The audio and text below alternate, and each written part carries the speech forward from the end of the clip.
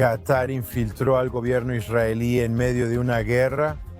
Mientras el primer ministro Netanyahu vuela a Mar-a-Lago para reunirse oficialmente con el presidente Trump y hablar sobre Irán y Gaza, de vuelta en casa hay una tormenta y para empeorar las cosas, el partido de Netanyahu promueve una polémica ley para investigar a fondo la masacre del 7 de octubre. Mantente atento para Jerusalén Inocente.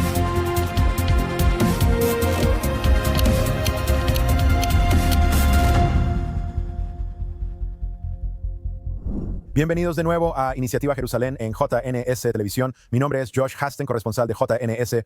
Estoy en Jerusalén, en el centro de medios de JNS, y mi colega Alex Treyman, director general, está en el sur de Florida. El primer ministro Netanyahu viaja hoy a Florida para reunirse con el presidente Donald Trump. Alex, tú estás ahí en el lugar de los hechos. ¿Qué nos puedes contar? Bueno, esta será la sexta reunión entre el primer ministro Netanyahu y Donald Trump desde que el presidente regresó al cargo. Eso es por mucho más que cualquier otro líder mundial y ciertamente muchas más reuniones de las que Netanyahu tuvo con Joe Biden u otros presidentes. De hecho, en tan poco tiempo, el presidente lleva menos de un año en el cargo y ya ha habido 6 reuniones. Y creo que eso por sí solo es un indicio de la naturaleza de la relación, de lo importante que el primer ministro Netanyahu considera a Donald Trump como un socio estratégico y lo importante que es Estados Unidos para el Estado de Israel y también lo importante que es Estados Unidos ve a Israel como un aliado importante, especialmente ahora que Israel sigue reduciendo esta guerra en tantos frentes diferentes. Alex, según los informes, ambos estarán discutiendo sobre Gaza e Irán. Y por lo que leí durante el fin de semana, hay una campaña que están lanzando los cristianos evangélicos para tratar de animar al presidente Trump a favor de la soberanía en Judea y Samaria. ¿Qué sabemos sobre los temas de la reunión? Bueno, no creo que la soberanía realmente vaya a estar en la agenda en este momento. El presidente ha sido bastante firme en los últimos meses al decir que no ve el avance de la soberanía en Judea y Samaria como algo que esté sobre la mesa. Y creo que eso es en parte porque el presidente sí quiere llegar a algún tipo de acuerdo de normalización con Arabia Saudita. Y los sauditas han estado diciendo que una anexión formal o la aplicación formal de la soberanía podría ser un obstáculo para que los sauditas puedan avanzar con la normalización. Pero sí se ve en toda Judea y Samaria que el Estado de Israel y el gobierno están normalizando muchas de las llamadas colonias. Estas comunidades judías que tal vez tenían un estatus ilegal están siendo normalizadas, están siendo legalizadas e Israel está avanzando con planes de construcción en muchas de estas comunidades. Así que aunque no hay una anexión formal o una aplicación formal de soberanía, sí se ven hechos concretos cambiando sobre el terreno. Con Estados Unidos dando luz verde a Israel para expandir y formalizar su presencia en Judea y Samaria. Pero no creo que eso sea realmente de lo que vayan a hablar. Creo que los dos temas que realmente están primero y ante todo en la agenda son Irán y Gaza. Vamos uno por uno. Sobre Irán ya hubo reportes y Barack Ravid, quien creo que ha dado muchos reportes incorrectos en los últimos años y siempre es utilizado como una plataforma para que esos supuestos altos funcionarios que no son nombrados hablen mal del primer ministro y para tratar de debilitar la relación estratégica entre Estados Unidos e Israel, así como la del presidente Trump y el primer ministro Netanyahu. Esos informes decían que Israel estaba buscando luz verde para nuevos ataques contra Irán. Y no sé si va a haber alguna luz verde para ataques. No estoy seguro de que Israel realmente quiera atacar. Sin embargo, lo que está claro es que Irán está reconstruyendo su capacidad de misiles balísticos. Están en una carrera para construir tantos misiles balísticos como puedan. Además de construir los misiles balísticos, también están tratando de reconstruir su capacidad para lanzar esos misiles. Las plataformas de lanzamiento son el cuello de botella para los iraníes. Producir misiles es más fácil que fabricar lanzadores. Y lo que vimos durante la guerra de 12 días en junio, fue que Israel probablemente destruyó alrededor de 50 de los lanzadores de Irán. Ellos están en una carrera para reproducir y reproducir la capacidad de lanzar del otro lado. Israel está en una carrera para reproducir los interceptores, la flecha y el sistema THAAD. Son tecnologías de Estados Unidos para interceptar misiles balísticos.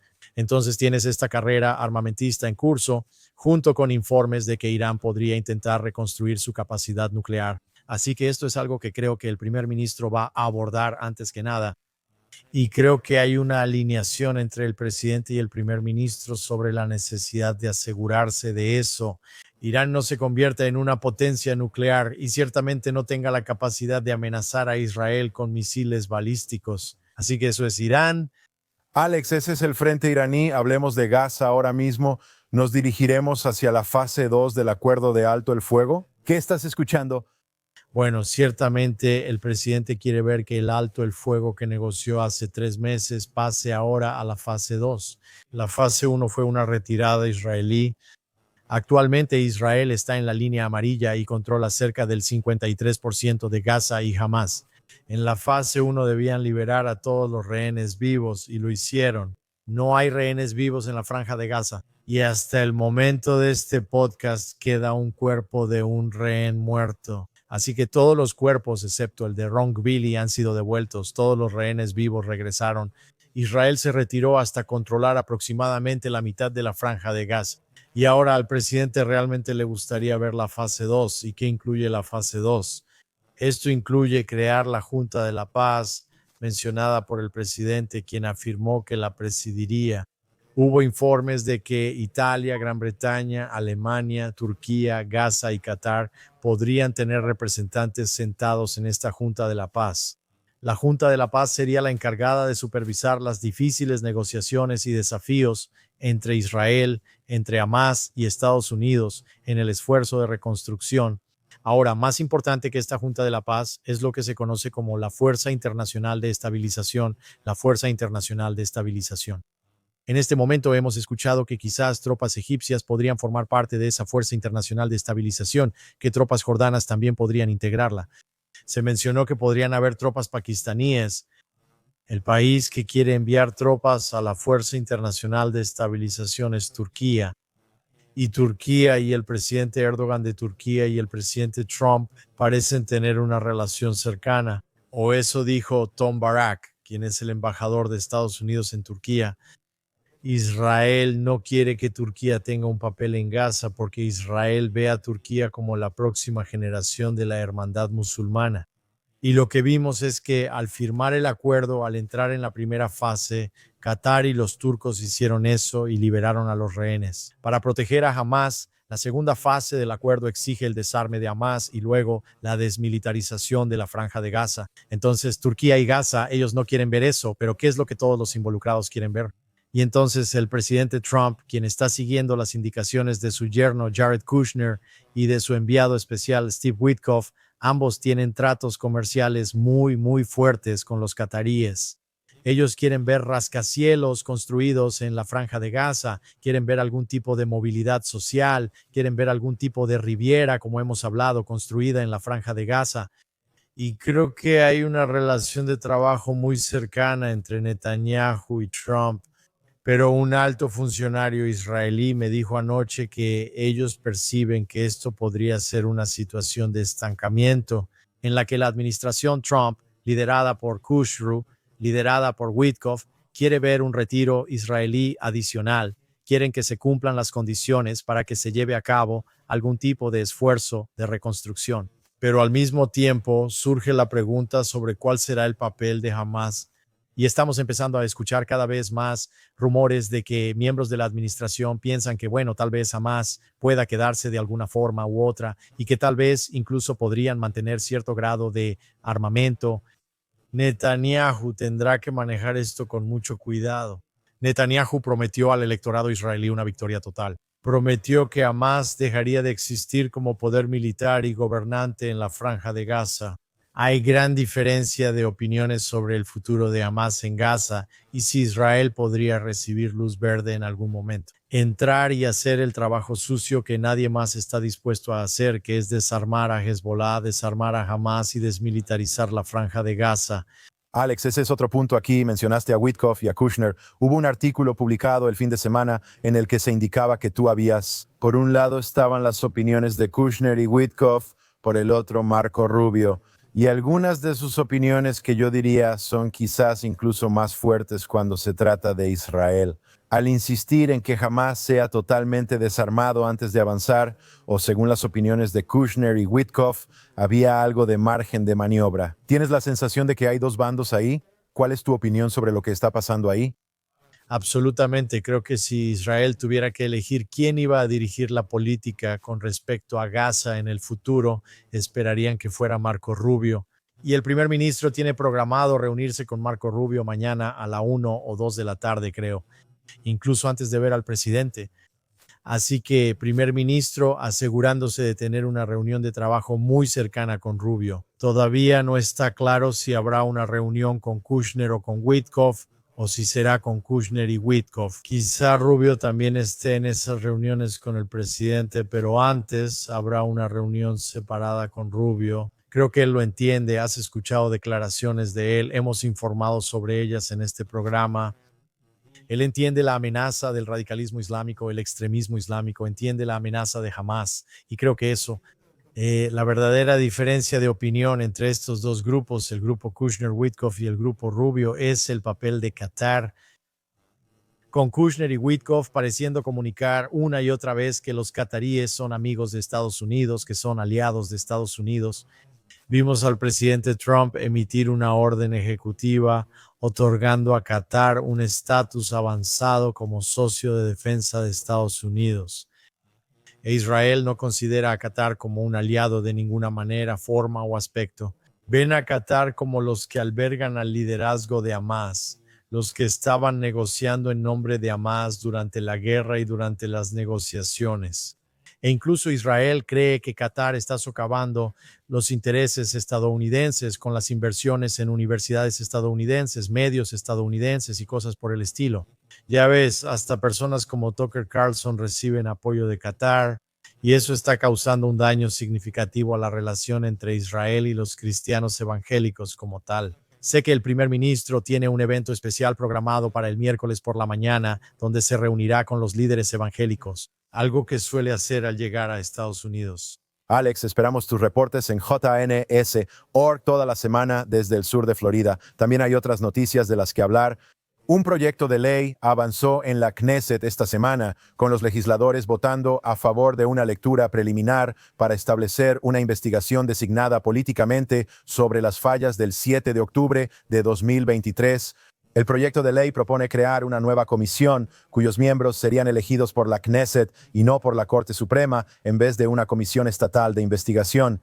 Y también algo muy interesante aquí, el primer ministro Netanyahu dijo que la comisión también debe examinar, además de las fallas del 7 de octubre, los acuerdos de Oslo de 1993, la llamada desconexión de Gaza de 2005, junto con la actual campaña del movimiento de protesta contra el gobierno, que comenzó específicamente hace varios años, enfocándose en ese momento en la agenda de reforma judicial.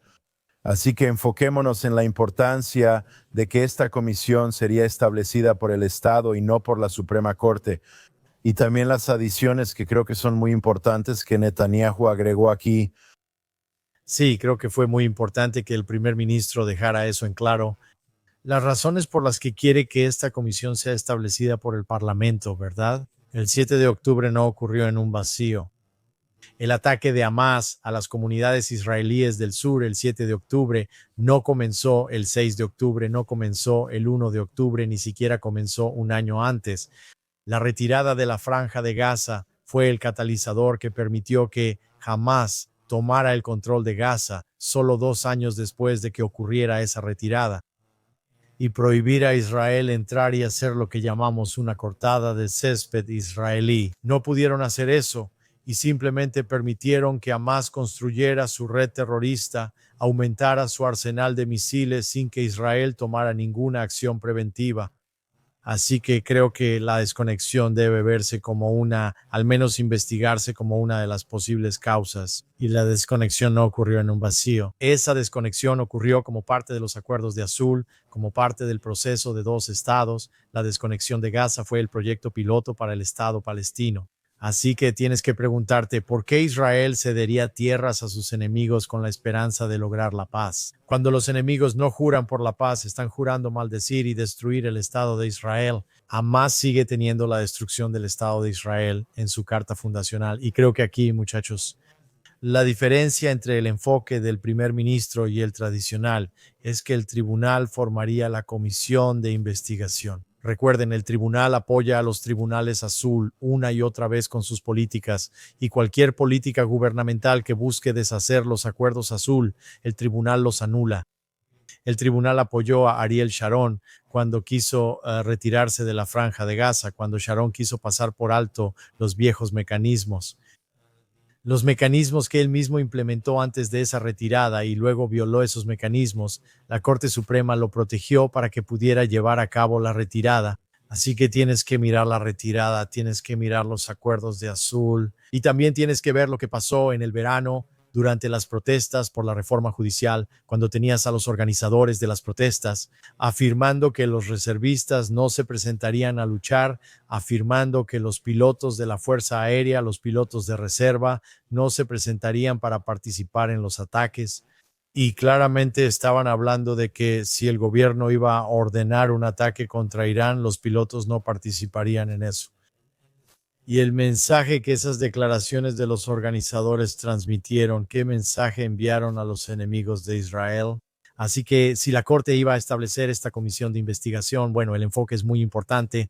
Eliminarían tribunales azul y la desconexión. Sin duda, verían que el gobierno es responsable de las protestas contra las reformas judiciales, no la Corte ni la oposición. Y entonces, al final, creo que el primer ministro entiende que una comisión de investigación basada en la Corte ya tiene una conclusión predeterminada, que es echarle toda la culpa al primer ministro, para quitarle la culpa al ejército, para quitarle la culpa a los servicios de inteligencia que debieron haber podido alertar o prevenir esos ataques. Así que el primer ministro entiende eso, de la misma manera en que la fiscalía llevó al primer ministro a juicio por corrupción y casos que se están desmoronando, de la misma manera en que la Corte anula las políticas del gobierno. Buscarían usar esta comisión de investigación como una forma de sacar a Netanyahu del cargo y obligarlo a renunciar. Así que lo que Netanyahu estaba haciendo era decir, oigan, voy a quitarle el poder a la Corte, vamos a establecer una comisión de investigación gubernamental. No dijo que solo la coalición participaría. Dijo que de los miembros de la comisión de investigación, la mitad serían elegidos por la coalición y la otra mitad por la oposición. Propone algo equilibrado.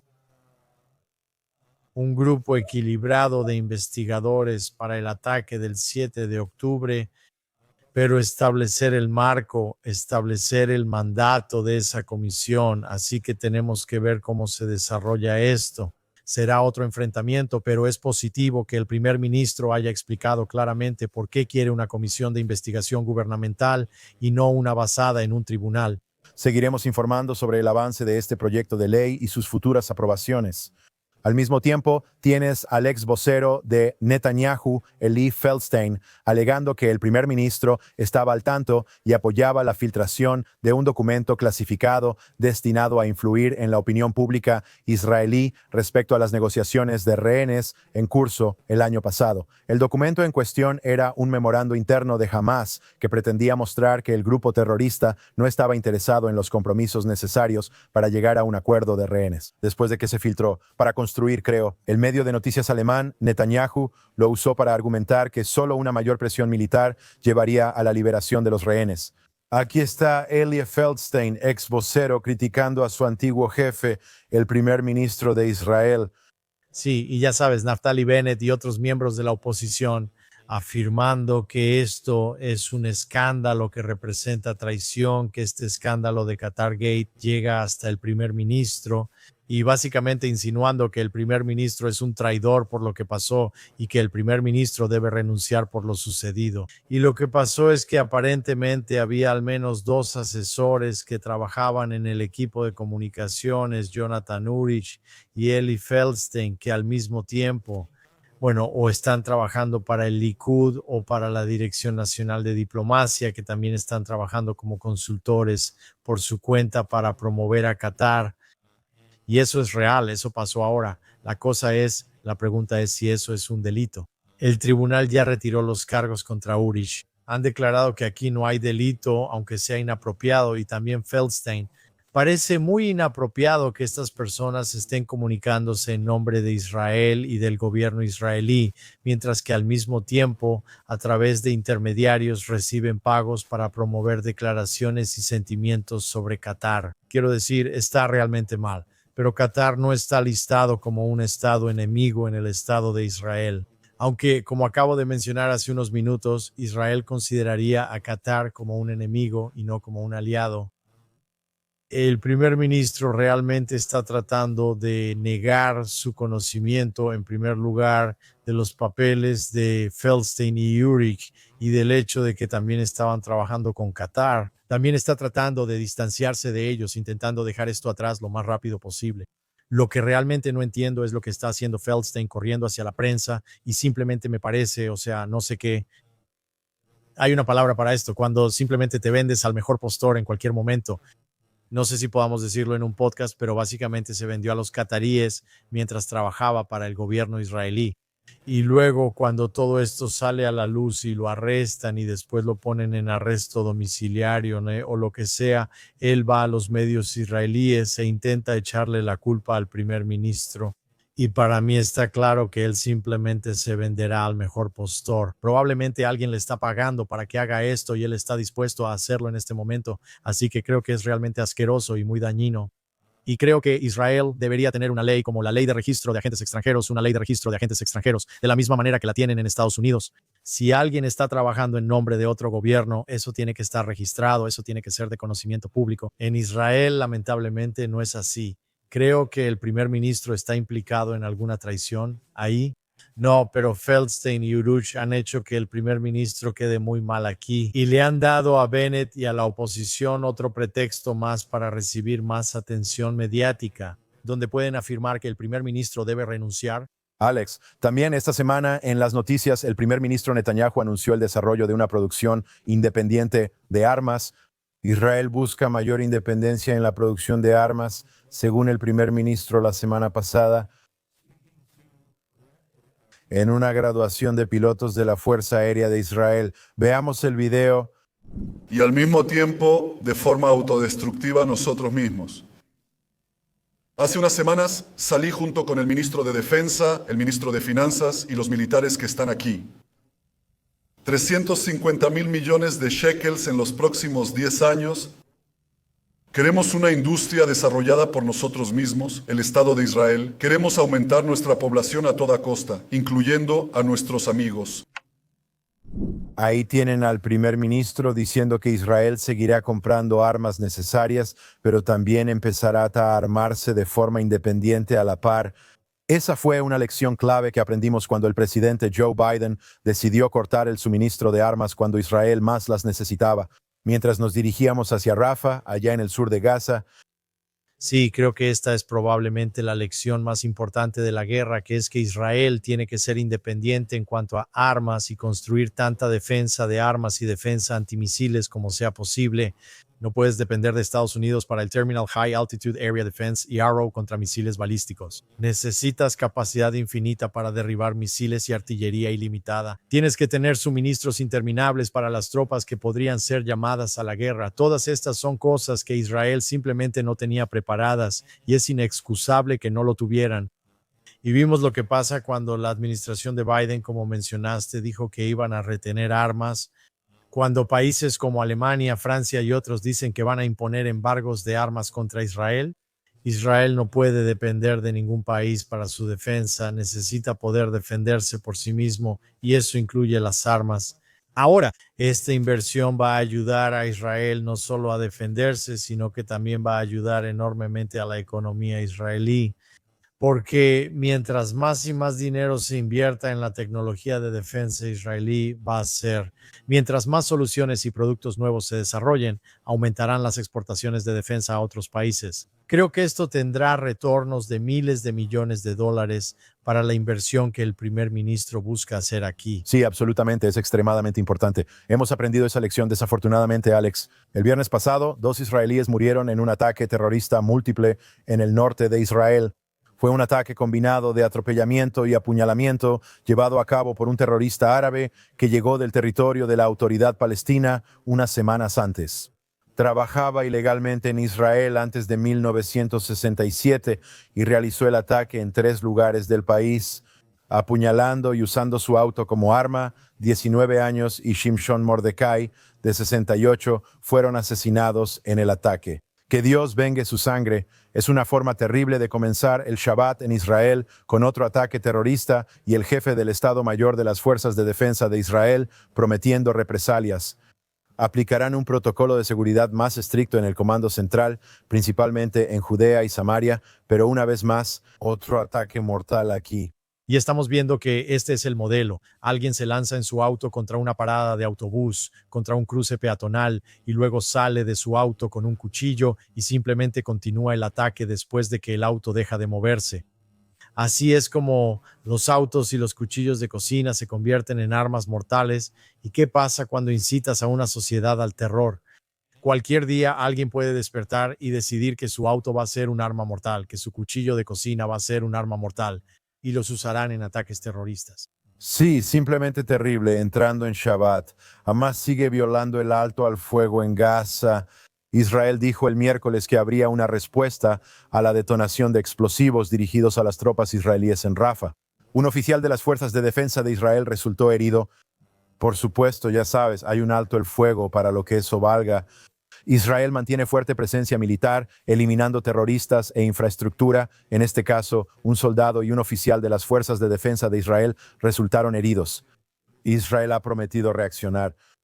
Esto nos remite a lo que mencionamos al inicio, la reunión entre el primer ministro y el presidente de Estados Unidos. El primer ministro va a decir, oye, escucha, estos tipos siguen violando el alto al fuego día tras día. Ahora los vas a premiar dejándolos en el poder. Número uno. Número dos, con la inversión de miles de millones de dólares para limpiar los escombros y empezar a construir torres y crear una zona de libre comercio.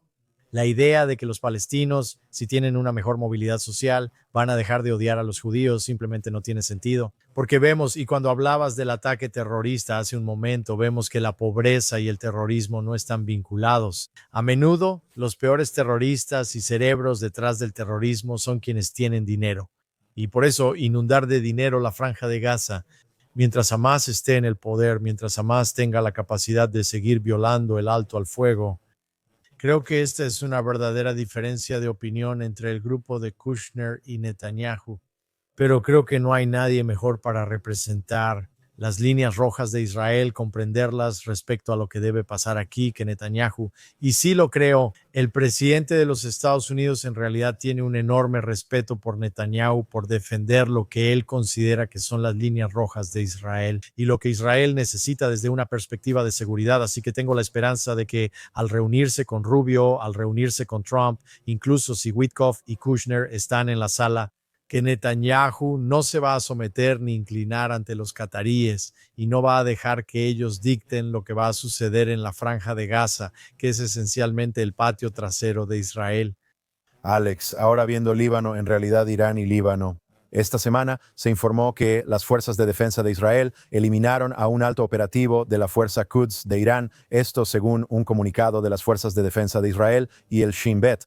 El objetivo era Hussein Mahmoud Marashad al-Jahari, si pronuncio bien, terrorista clave de la Unidad 840 Operaciones de la Fuerza Quds, quien en los últimos años había estado involucrado en la promoción de complots terroristas dirigidos por Irán contra Israel y en el ámbito de Siria y Líbano.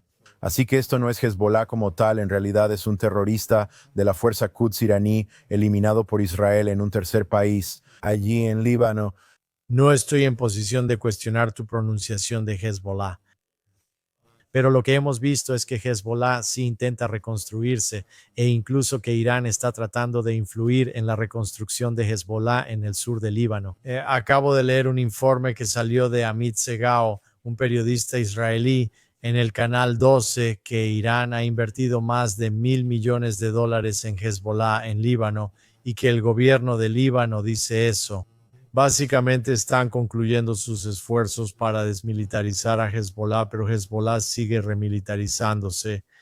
Y creo que este es uno de los temas principales que estará en la agenda de la reunión entre Netanyahu y Trump. Hace unas semanas, algunos funcionarios israelíes dijeron que creían que antes de que regresaran las hostilidades en Gaza, podría haber un regreso de hostilidades en el sur del Líbano. Así que creo que lo que ves aquí es que a pesar de todo lo que hizo Israel para prácticamente arrasar la mayor parte de la franja de Gaza y destruir la capacidad de Hamás en Gaza, entrar y eliminar a Hassan Nasrallah y a toda la cúpula de la dirigencia de Hezbollah, eliminar al nivel medio de la dirigencia de Hezbollah con ese episodio sombrío y más profundo. Eliminar a todo el ejército sirio con la caída de Bashar Assad y luego eliminar el programa nuclear iraní. Durante un periodo de 12 días, ninguno de estos frentes ha sido completamente eliminado y hay razones para eso.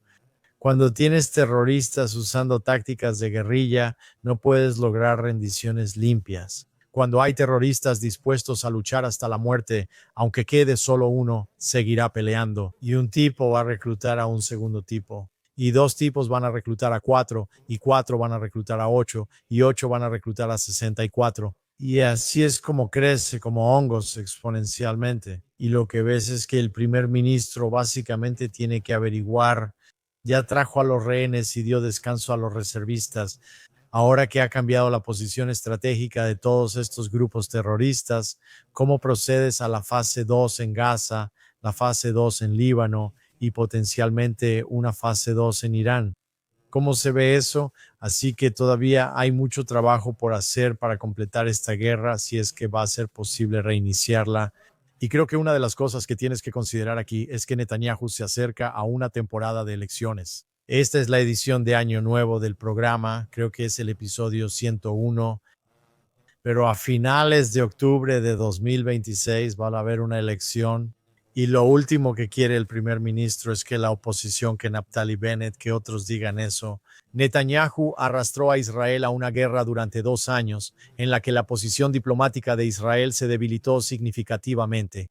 Y al final de esa guerra, todos esos representantes terroristas siguen en pie y reconstruyéndose. Eso es algo que Netanyahu simplemente no quiere que su oposición pueda decir. Y creo que él va a querer de alguna manera lograr un cierre, al menos en el frente de Gaza, potencialmente en el frente de Irán y también potencialmente en el frente de Líbano. Alex, sigamos con ese tema del terrorismo, si podemos. Estados Unidos realizó ataques aéreos militares en Nigeria, según el presidente Trump, para atacar a operativos de Estado Islámico de Irak y Siria en el día de Navidad. El grupo terrorista, por supuesto, persigue a la población cristiana del país. El presidente Trump ordenó ataques, según él, ataques poderosos y mortales contra objetivos de Estado Islámico de Irak y Siria en el noroeste de Nigeria. ¿Qué más sabemos sobre esto? Bueno, creo que esto es una buena indicación de que Rubio y Hegseth son quienes están guiando a Trump en estas políticas, porque este otro grupo del Partido Republicano, el grupo aislacionista, ciertamente no querría ver a Estados Unidos involucrándose en otras operaciones militares. Y ves que Estados Unidos se está involucrando en Venezuela, que la semana pasada atacaron en Siria y ahora están atacando en Nigeria.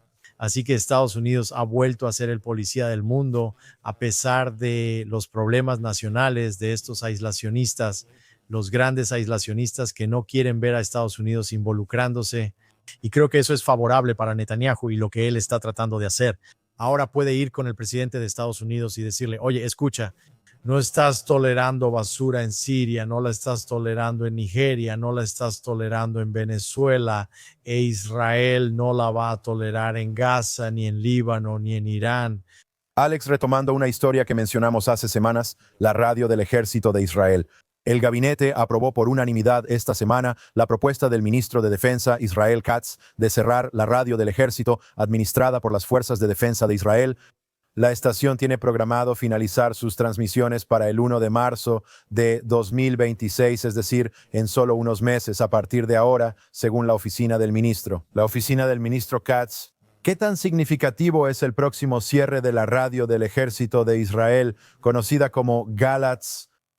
Bueno, el gobierno quiere cerrar la radio del ejército porque los impuestos están financiando la radio del ejército y la radio del ejército no cumple la función de ser una radio del ejército. La radio del ejército es esencialmente una radio de oposición. Simplemente están constantemente publicando, transmitiendo en contra del gobierno, están en el proceso haciendo que están dañando la moral del ejército porque no respaldan al ejército.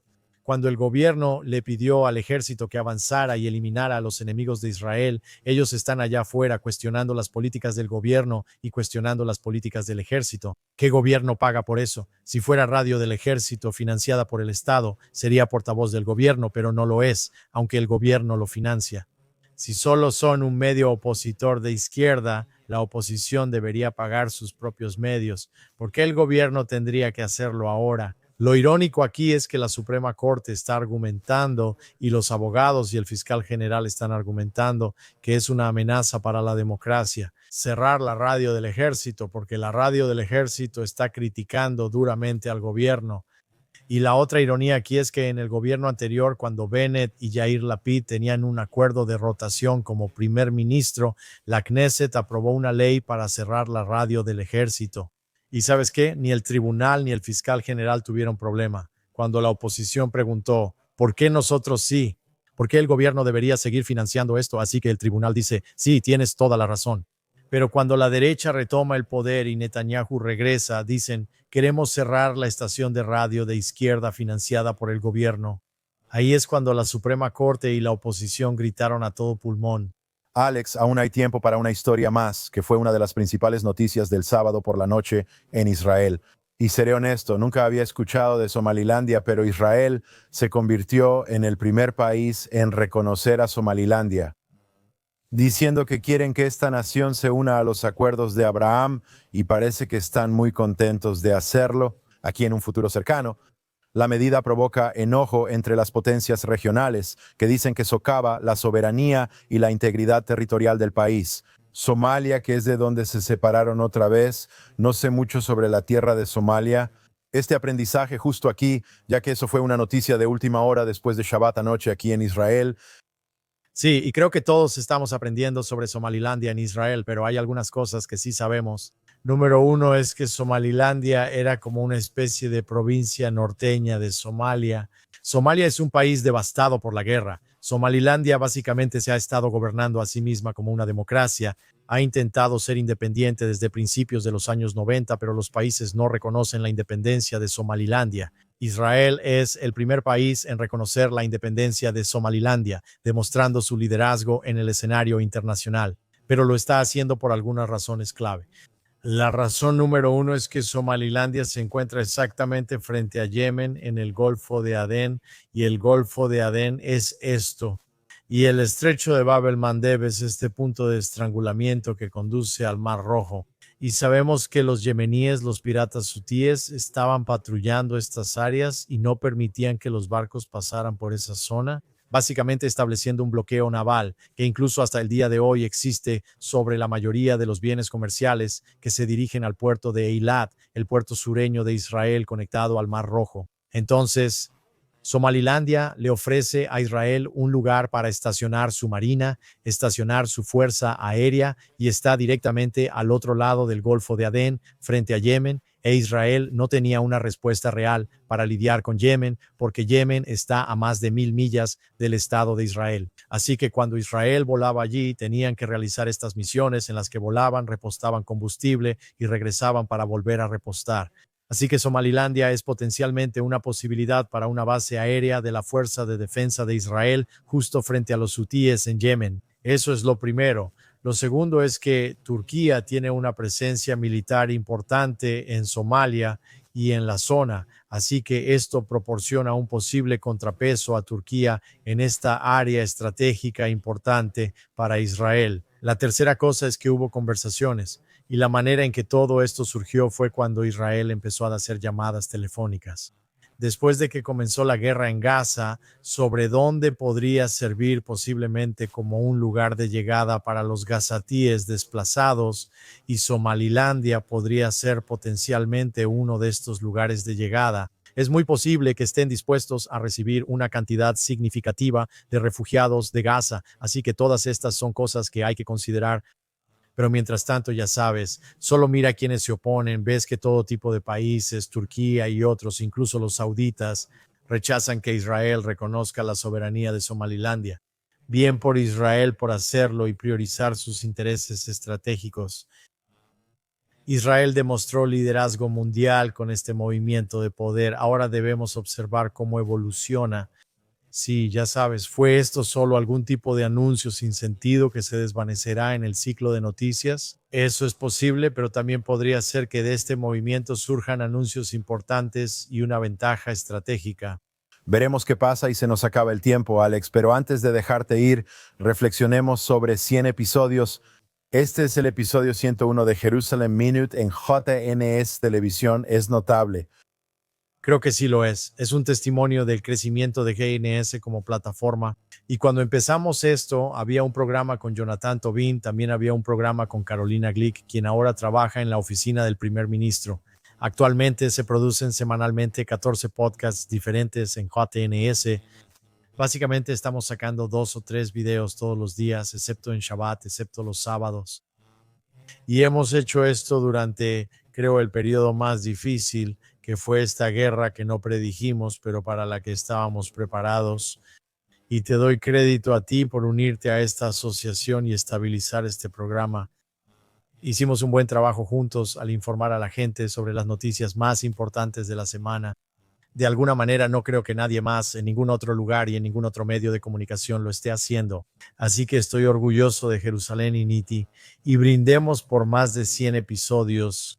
Lejaim por eso, por los próximos 100 años, Alex Treyman, director general de JNS, cubrirá toda la semana el viaje de Netanyahu y sus reuniones con Trump. No se lo pierdan en JNS, org.db a JNS.